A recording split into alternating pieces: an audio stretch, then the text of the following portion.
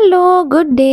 இப்போ எல்லாரும் எங்கே கிளம்பி போயிட்டுருக்கோம் அப்படின்னா, பிளான்ஸ் எல்லாம் வாங்கலான்னு சொல்லி கிளம்பியாச்சு.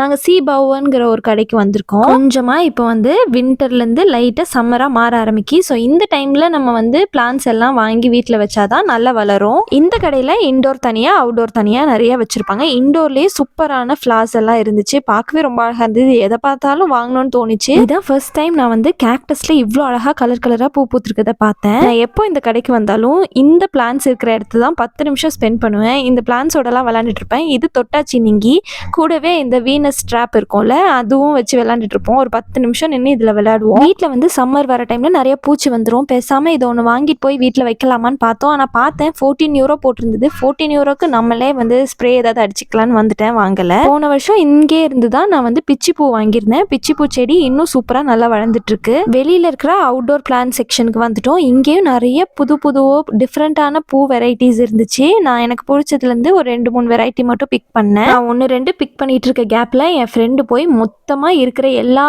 பிளான்ஸ்லேருந்தும் ஒன்று எடுத்து அந்த ட்ராலியை வந்து ஃபில் பண்ணிட்டு இருந்தா.